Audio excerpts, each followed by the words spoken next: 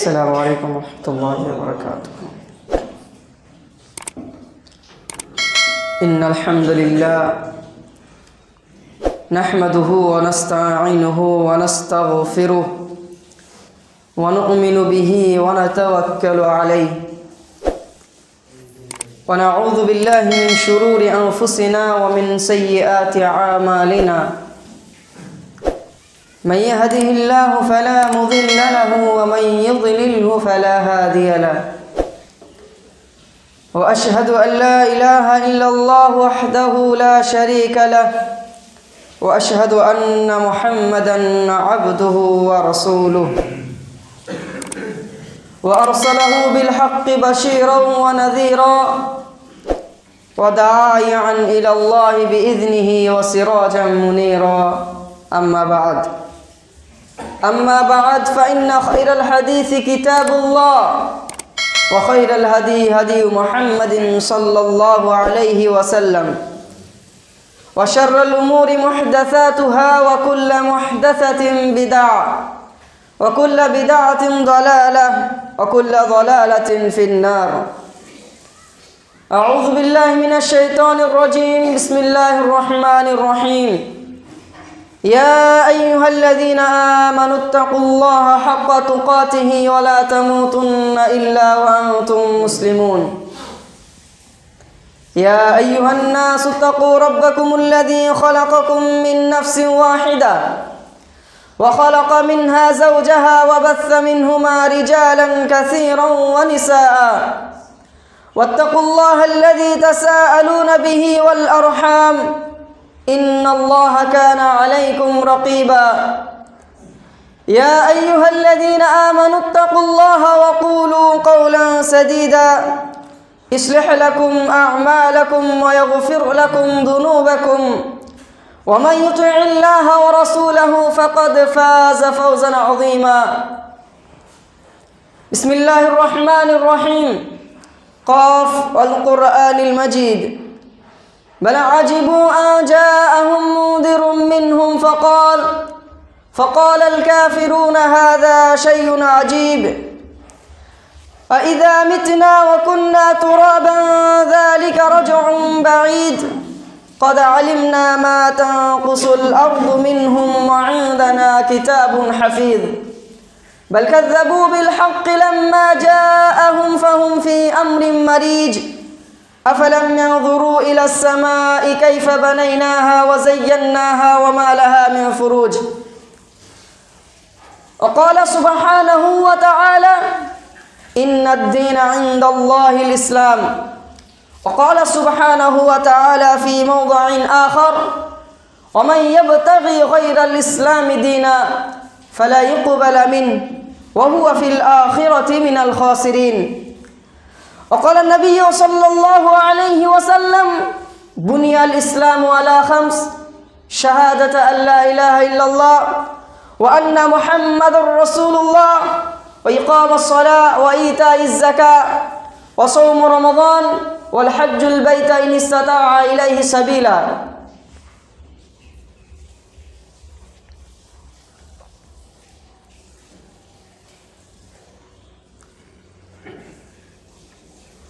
সমস্ত প্রশংসা সমস্ত গুণগান গুণকীর্তন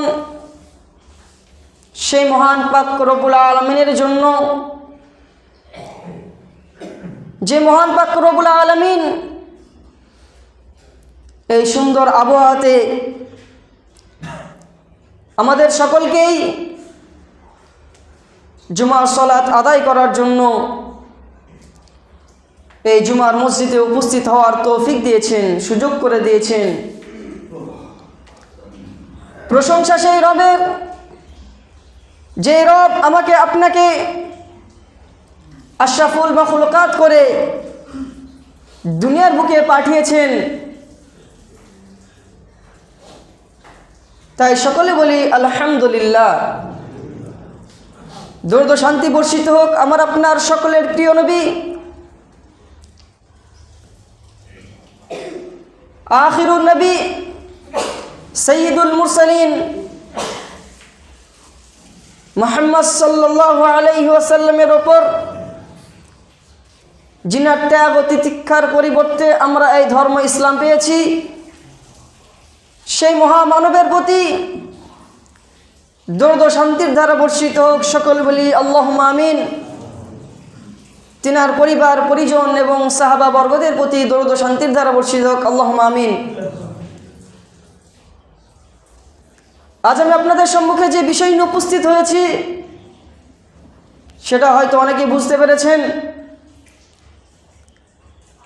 যে আজ আমি আপনাদের সম্মুখে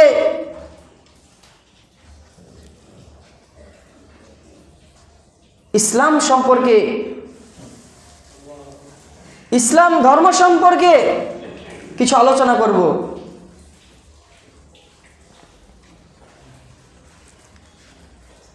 যে ধর্মের অনুসারী আমরা, যেই ধর্মের অনুগত্য অনুকরণ করি আমরা, সেই ধর্ম সম্পর্কে আমাদের অবশ্যই জানা দরকার। সামান্য পরিমাণও জ্ঞান থাকা দরকার আমাদের মধ্যে যে যেই ধর্মের আমি অনুসারী, যেই ধর্মের লেবেল লাগিয়ে আমি দুনিয়ার বুকে চলাফেরা করছি, সেই ধর্ম সম্পর্কে অবশ্যই অবশ্যই কিঞ্চিত পরিমাণ জ্ঞান আমাদের মধ্যে থাকা দরকার।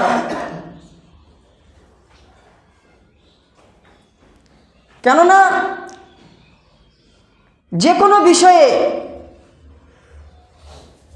আমার আপনার মধ্যে যদি জ্ঞান না থাকে, সেই বিষয়ের গুরুত্ব, তার মহত্ব আমরা কিন্তু বুঝতে পারবো না। একটা ছোট্ট শিশু, তার সামনে যদি আগুন রেখে দেন, সে আগুনে হাত দিয়ে দেবে। সে জানে না আগুনটা কি, এর ভয়াবহতা কতটা, আগুনে হাত দিলে আমার কি ক্ষতি হতে পারে, তার সেই জ্ঞান, সেই ধারণা নেই, যার কারণে সে আগুনে হাত দিয়ে দেবে। কিন্তু আমাকে আপনাকে যদি আগুন দেওয়া হয় সামনে, আর যদি বলা হয় এই আগুনে হাত দাও, আমরা কিন্তু দেব না। যদি পয়সাও দেওয়া হয়, টাকাও দেওয়া হয়, তাও কিন্তু আমরা দেব না। কিন্তু আমরা জানি এই আগুনের ভয়াবহতা কতটা। তাই আজকে বর্তমান সমাজে, মুসলিম সমাজে, মুসলিম রাষ্ট্রে মুসলমান হওয়া সত্ত্বেও, মুসলমান হওয়ার পরেও আমাদের এত অবনতি, আমাদের এত দুর্বলতা, আমাদের এত অজ্ঞতা থাকার পেছনে একটাই কারণ হতে পারে, যেটা হলো যে আমরা ইসলাম সম্পর্কে আমাদের মধ্যে কোনো ধারণা নেই। ইসলাম ধর্মটা আসলে কি ধর্ম, ইসলাম যে আমি পালন করছি, যে ধর্মের আমি অনুসারী, সেই ধর্মটা আসলে কি, সেটা আমাদেরকে জানতে হবে। রাসূলুল্লাহ সাল্লাল্লাহু আলাইহি ওয়াসাল্লাম বলেছেন যে বুনিয়াল ইসলাম আলা খামস, যে ইসলাম রয়েছে এর 5টি ভিত রয়েছে, 5টি স্তম্ভ রয়েছে। সর্বপ্রথম স্তম্ভ হলো শাহাদাত আল্লাহ ইলাহা ইল্লাল্লাহ, যে সাক্ষ্য দেওয়া কে আল্লাহ ছাড়া কোনো উপাস্য নেই, কোনো মাবুদ নেই। ওয়া আন্না মুহাম্মাদান আবদুহু ওয়া রাসূলুহু, মুহাম্মদ সাল্লাল্লাহু আলাইহি ওয়াসাল্লাম আল্লাহ তাআলার প্রেরিত রাসূল এবং বান্দা। এটা আমাদেরকে সাক্ষ্য দিতে হবে। আরে লা ইলাহা ইল্লাল্লাহ সম্পর্কে আমাদেরকে জ্ঞান অর্জন করতে হবে, ধারণা নিয়ে আসতে হবে। যে ইসলামের যে প্রথম স্তম্ভ রয়েছে যে লা ইলাহা ইল্লাল্লাহ ওয়া আন্না মুহাম্মাদান আবদুহু ওয়া রাসূলুহু, এর অর্থ কি, এটা আমাদের কি বলতে চাইছে, এর মধ্যে কি রয়েছে, এটা যখন আমি বলবো তখন আমার কি কাজ করা দরকার, কোন কাজটা আমাকে করতে হবে, এগুলো আমাদের জানতে হবে। কেন এই মর্মের আল্লাহ সুবহানাহু ওয়া তাআলা কোরআন পাকের মধ্যে বলেছেন ফাআলাম আন্নাহু লা ইলাহা ইল্লাল্লাহ, তোমরা জেনে নাও যে আল্লাহ ছাড়া কোনো সত্য উপাস্য নেই।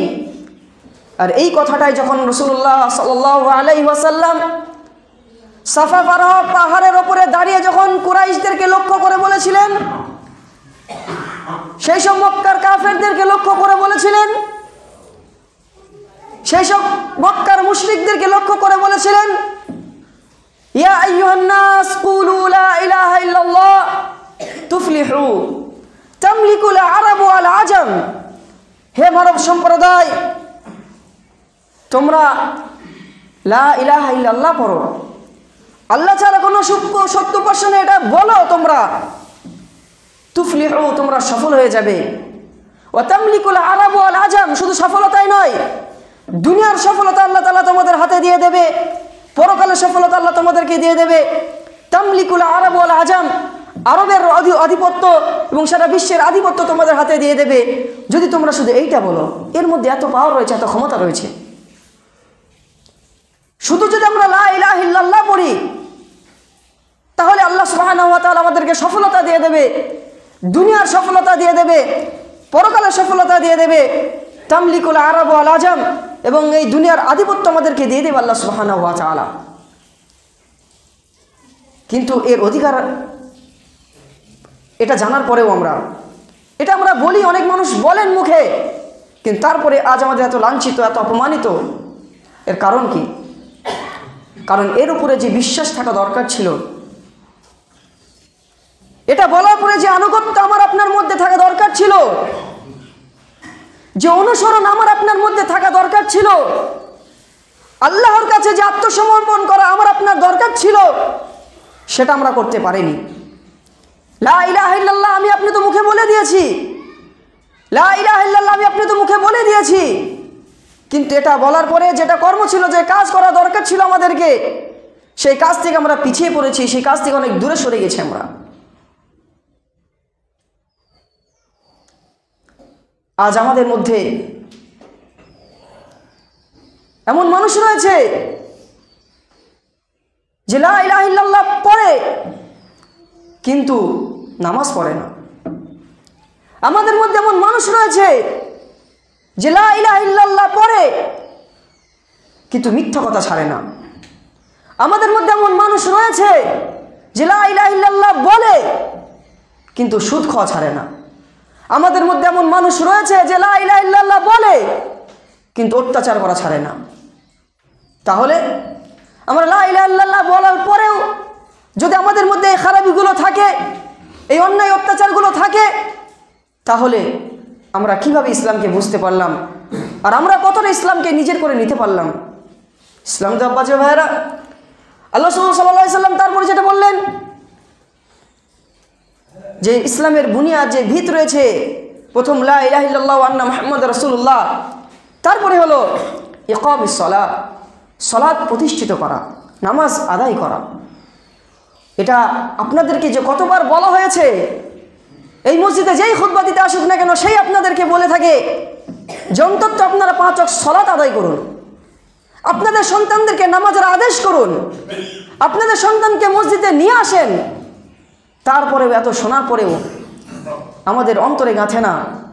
আমাদের অন্তর তো আল্লাহ সুবহানাহু ওয়া তাআলার সেই কথার তাসদীক হয়ে গেছে, সেটা সত্যতা প্রমাণ হয়ে গেছে। আল্লাহ তাআলা কোরআন পাকের মধ্যে বলেছেন যে তোমাদের অন্তর পাথর থেকেও শক্ত হয়ে গেছে, তোমাদের অন্তর পাথর থেকে শক্ত হয়ে গেছে। পাথর, যে পাথর রয়েছে দুনিয়ার বুকে, এই পাথর আল্লাহর ভয়ে কেঁপে ওঠে, আল্লাহর ভয়ে চূর্ণ বিচূর্ণ হয়ে যায়, আল্লাহর ভয়ে চূর্ণ বিচূর্ণ হয়ে যায়। এই পাথর কখনো কখনো ফেটে পানি বাহির হয়। কিন্তু আজ আমাদের অন্তর, আজ আমাদের মন এত কঠিন হয়ে গেছে, এত শক্ত হয়ে গেছে যে আমাদের অন্তরে আল্লাহ তাআলার কথা, নবী সাল্লাল্লাহু আলাইহি সাল্লামের কথা, ইসলামের কথা আমাদের অন্তরে আর নামে না, আমাদের অন্তরে প্রবেশ করে না। এমনটাই মনে হয় যে আল্লাহ সুবহানাহু ওয়া তাআলা যেন আমাদের অন্তরে মোহর লাগিয়ে দিয়েছে, আমাদের অন্তরে আল্লাহ তাআলা প্রলেপ লাগিয়ে দিয়েছে, যার কারণে আমাদের অন্তরে আল্লাহ তাআলার কথা, আল্লাহ তাআলা সেই জাহান্নামের কথা আমাদের অন্তরে গাঁথে না, আল্লাহ তাআলা সেই কঠিন শাস্তির কথা আমাদের অন্তরে গাঁথে না, দুনিয়ার আযাবের কথা আমাদের অন্তরে গাঁথে না। দুনিয়া আরও যেসব কমরা গোত্ররা অতিবাহিত হয়ে গেছে, যাদের উপরে আল্লাহ তাআলা এই জন্যই শাস্তি দিয়েছিল যে আল্লাহ তাআলা নাফরমানি করেছিল, তাদের কথা আমাদের অন্তরে গাঁথে না, তাদের কথা আমাদের অন্তরে গাঁথে না।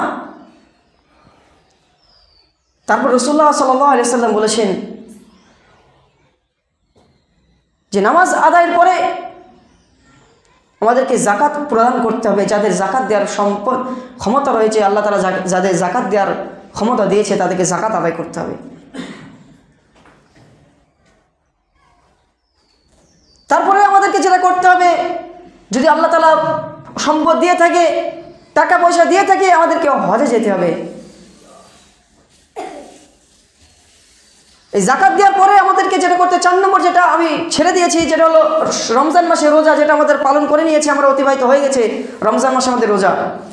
তো এই 5টি হলো ইসলামের স্তম্ভ, এই 5টি হলো ইসলামের খুঁটি, যেটা আমাদের অন্তরের মধ্যে, আমাদের মধ্যে অবশ্যই এর উপরে আমল থাকা দরকার সামর্থ্য অনুযায়ী। আর সামর্থ্য তো সকলের মধ্যে রয়েছে এই 3টি বিষয়ে আমল করা, যে লা ইলাহা ইল্লাল্লাহু আন্না মুহাম্মদ রাসূলুল্লাহ সাক্ষী দেওয়া, নামাজ প্রতিষ্ঠিত করা, নামাজ আদায় করা এবং রমজান মাসে রোজা রাখা। এই 3টে জিনিসতে সবার মধ্যে সামর্থ্য রয়েছে, সবার মধ্যে ক্ষমতা রয়েছে, এই 3টে জিনিসের উপর আমল করা। ইসলাম কি? ইসলাম সম্পর্কে রাসূলুল্লাহ সাল্লাল্লাহু আলাইহি ওয়াসাল্লাম অনেক বলেছেন যে ইসলামু আন তা'বুদুল্লাহ ওয়া লা তুশরিকু বিহি শাইয়্যা। ইসলাম হলো ওটাই যে তুমি তোমার রবের ইবাদত করবে, তুমি তোমার রবের উপাসনা করবে আর তার সাথে কাউকে শরীক করবে না। ওয়া লা তুশরিকু বিহি শাইয়্যা, তুমি তার সাথে কাউকে শরীক করবে না। ইসলাম হলো ওই ধর্ম, ওই দিন যার মধ্যে ক্বাল আল্লাহ ওয়া ক্বাল রাসূলই চলতে থাকে। ইসলাম ধর্ম হলো ওই ধর্ম যার মধ্যে আল্লাহ সুবহানাহু ওয়া তাআলার কথা, রাসূলুল্লাহ সাল্লাল্লাহু আলাইহি সাল্লামের কথাই চলবে, সেটাই হলো ইসলাম। ইসলাম ধর্ম হলো ওই ধর্ম যেই ধর্মের জন্য নিজের জীবন দেওয়া যেতে পারে। ইসলাম হলো ওই ধর্ম যেই ধর্মের জন্য নিজের সম্পদ বিলিয়ে দেওয়া যেতে পারে। ইসলাম হলো ওই ধর্ম যার জন্য নিজের সন্তানকে আল্লাহর রাস্তায় কোরবান করে দেওয়া যেতে পারে। যেমনটা ইসলামের প্রথম যুগে ঘটেছিল। এই ইসলামের জন্যই সাহাবারা নিজের জীবন দিয়ে দিয়েছিলেন। যেমন হযরত যায়েদ বিন সাবিত রাদিয়াল্লাহু তাআলা আনহু,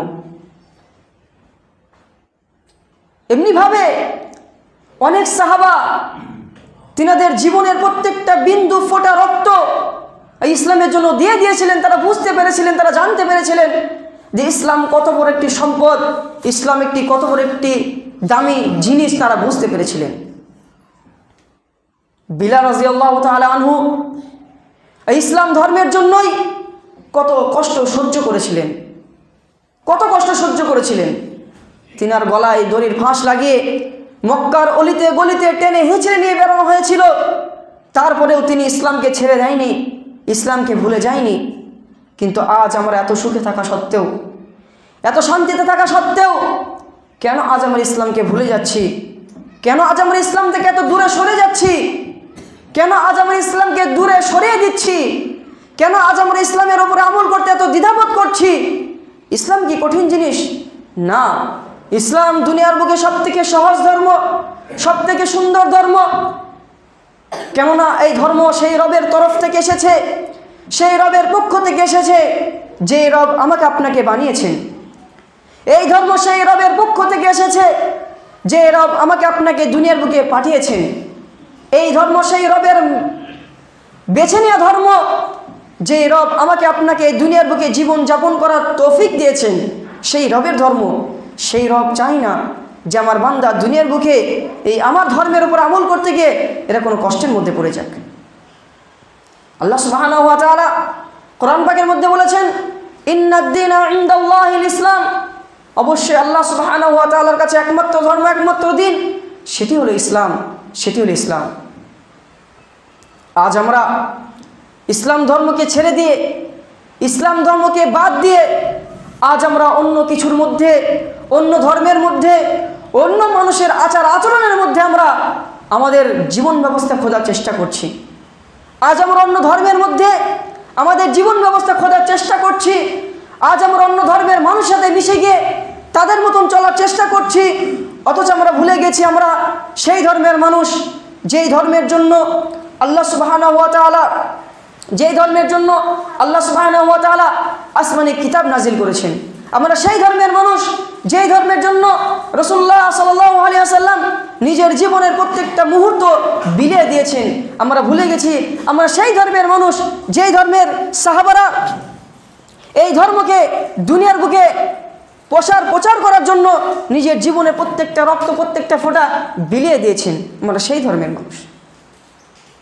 আল্লাহ সুবহানাহু ওয়া তাআলা এইসব ব্যক্তিদের সম্পর্কে বলেছেন যারা ইসলাম ধর্ম ছেড়ে দিয়ে ইসলাম ধর্মকে বাদ দিয়ে অন্য কিছুর মধ্যে নিজের জীবন ব্যবস্থা গ্রহণ করার চেষ্টা করে, নিজের জীবন ব্যবস্থা খোঁজার চেষ্টা করে, এদের সম্পর্কে আল্লাহ সুবহানাহু ওয়া তাআলা বলেছেন ওমাই ইয়াবতাগি গায়রাল ইসলামি দীনা ওমাই ইয়াবতাগি গায়রাল ইসলামি দীনা ফালা ইকবালু মিন ওয়া হুয়া ফিল আখিরাতি মিনাল খাসিরিন। যে এইসব ব্যক্তিদের কাছ থেকে যারা ইসলাম বাদ দিয়ে অন্য কিছুর মধ্যে নিজের জীবন ব্যবস্থা খোঁজার চেষ্টা করে, নিজের জীবন ব্যবস্থা খোঁজার চেষ্টা করে, কিছু খোঁজার চেষ্টা করে ইসলাম ধর্ম বাদ দিয়ে, তাদের সাথে ওইগুলো কোনোদিনই কবুল করা হবে না, কোনোদিনই গ্রহণ করা হবে না, কোনোদিনই গ্রহণযোগ্য হবে না। ওয়া হুয়া ফিল আখিরাতি মিনাল খাসিরিন। আর তারা পরকালে ক্ষতিগ্রস্তদের মধ্যে অন্তর্ভুক্ত হবে। তারা ক্ষতিগ্রস্ত হবে পরকালের দিন, তারা লাঞ্ছিত হবে, অপমানিত হবে যারা ইসলাম ধর্মকে বাদ দিয়ে অন্য ধর্মের মধ্যে নিজের জীবন ব্যবস্থাকে খোঁজার চেষ্টা করেছে। রাসূলুল্লাহ সাল্লাল্লাহু আলাইহি সাল্লাম বলেছেন আবগাদুন নাস, মানুষের মধ্যে থেকে সবথেকে নিকৃষ্ট ব্যক্তি ওই ব্যক্তি, সবথেকে নিকৃষ্ট ব্যক্তি ওই ব্যক্তি যেই ব্যক্তি ইসলাম ধর্ম বাদ দিয়ে জাহিলিয়াতের যুগের কৃষ্টি কালচারের মধ্যে, তাদের আচার আচরণের মধ্যে, তাদের কৃষ্টি কালচারের মধ্যে তার জীবন ব্যবস্থা খোঁজার চেষ্টা করে। আজ আমাদের সমাজের মধ্যে এমন অনেক রীতি রেওয়াজ আছে, এমন অনেক রীতি রেওয়াজ আছে যেইগুলো ইসলামের রীতি রেওয়াজ নয়, যেইগুলো ইসলামের কোনো পন্থা নয়, যেইগুলো ইসলাম ধর্ম আমাদেরকে শেখায়নি। এইসব পন্থা নিয়ে, এইসব রীতি রেওয়াজ নিয়ে আজ আমরা এখনো পর্যন্ত এই মুসলিম সমাজে বসবাস করছি, মুসলিম সমাজে জীবন যাপন করছি। আমাদের পরিণতি কি হবে আমরা অবশ্যই বুঝতে পারছি। আমাদের পরিণতি কি হবে আমরা অবশ্যই ধারণা করতে পারছি যে আমাদের পরিণতি কি হতে চলেছে। সাহাবা ইকরাম রাসূলুল্লাহ সাল্লাল্লাহু আলাইহি ওয়াসাল্লামকে জিজ্ঞেস করলেন, ইয়া রাসূলুল্লাহ আইয়ুল ইসলামি আফদাল, সবথেকে উত্তম ইসলাম কোন ইসলাম?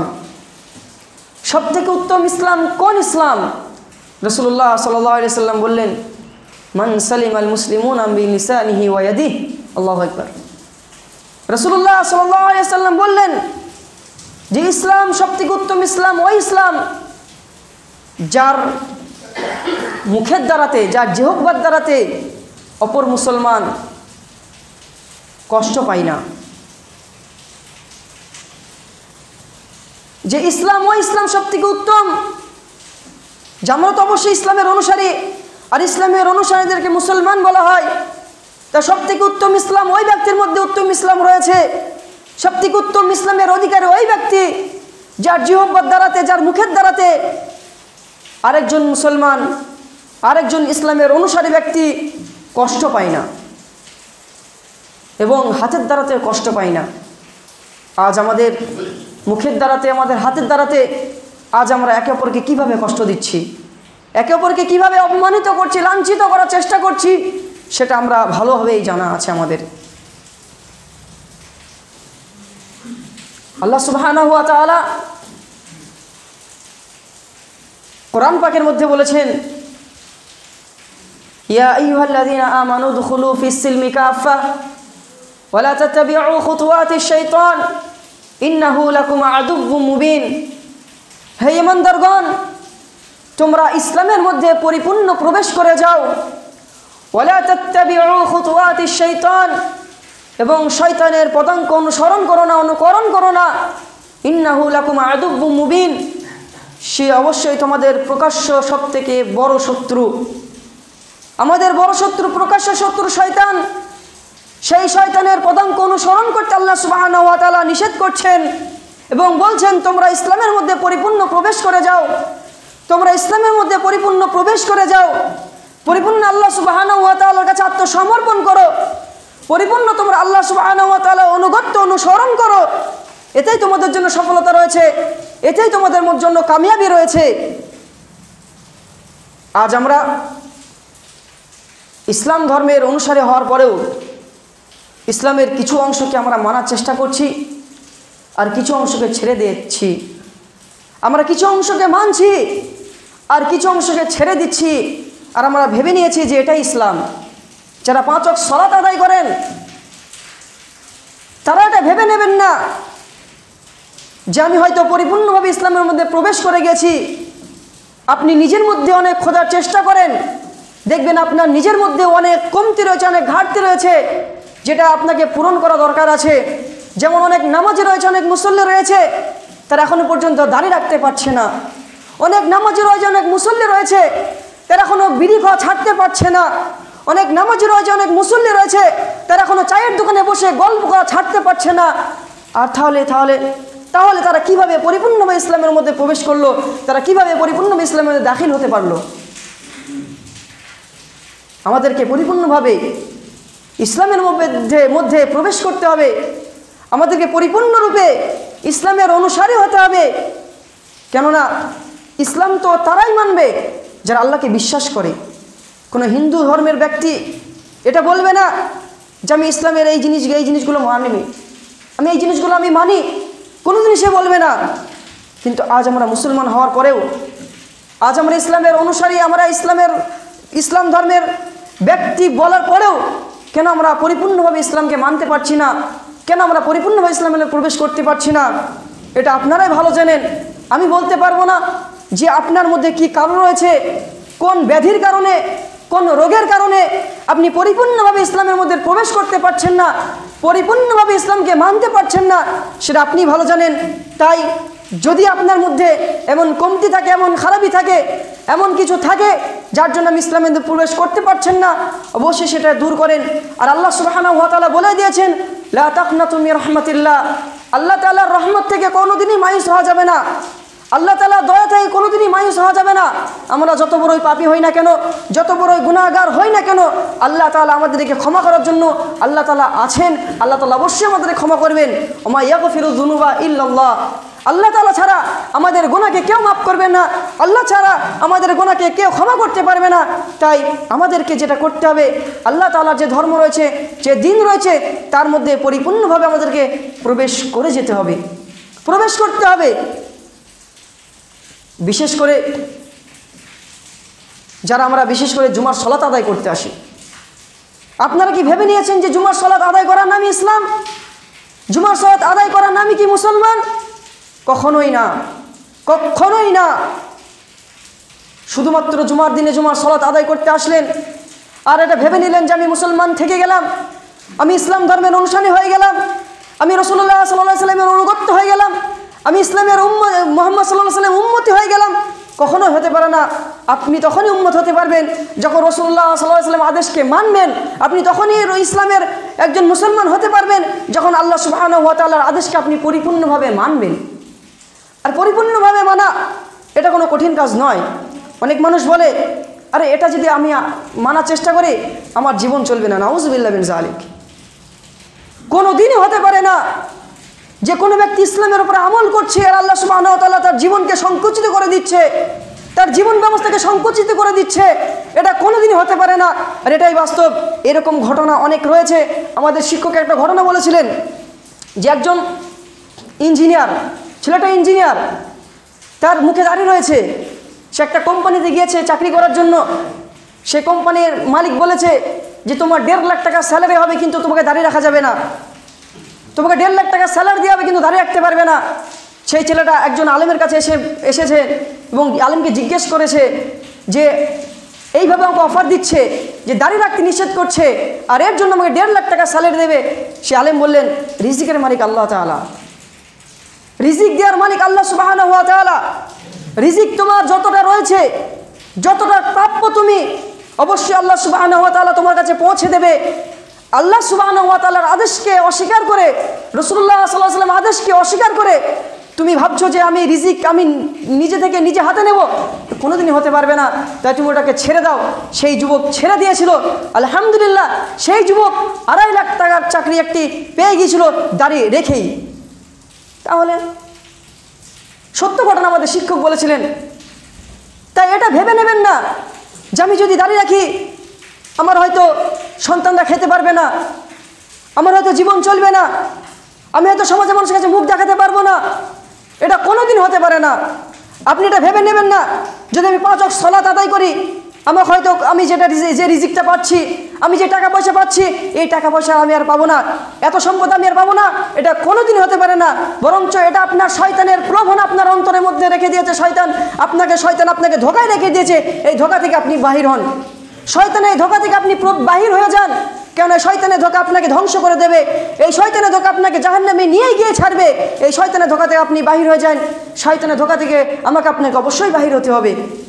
আল্লাহর কাছে দোয়া করি, হে আল্লাহ তাআলা যেন আমরা পরিপূর্ণভাবে ইসলামের অনুসারী হতে পারি, সেই তৌফিক আমাদের সকলকে দিও। সকল বলি আল্লাহুম্মা আমিন। হে আল্লাহ তাআলা, আমরা যে ধর্মের অনুসারী, আমরা যে নবীর উম্মত, আমরা যে রবের অনুকরণ করি, যেন এটা সত্য হয় এবং এর উপরে যেন আমরা অটল থাকতে পারি, সেই তৌফিক আল্লাহ তাআলা আমাদের সকলকে দিও। সকল বলি আল্লাহুম্মা আমিন। হে আল্লাহ তাআলা, আমাদের জীবন ব্যবস্থা যেন রাসূলুল্লাহ সাল্লাল্লাহু আলাইহি ওয়াসাল্লামের জীবন ব্যবস্থা হয়। হে আল্লাহ সুবহানাহু ওয়া তাআলা, আমাদের চলাফেরা, আমাদের আচার আচরণ যেন ইসলামের চলাফেরা, ইসলামের আচার আচরণ হয়, সেই তৌফিক আল্লাহ তাআলা আমাদের সকলকে দিও। সকল বলি আল্লাহুম্মা আমিন। আল্লাহ সুবহানাহু ওয়া তাআলা, আমরা যত মানুষ রয়েছে এখানে সকলেই যেন 5 ওয়াক্ত নামাজি হতে পারি। 5 ওয়াক্ত সালাত আদায় করার জন্য আমাদেরকে তৌফিক দিও।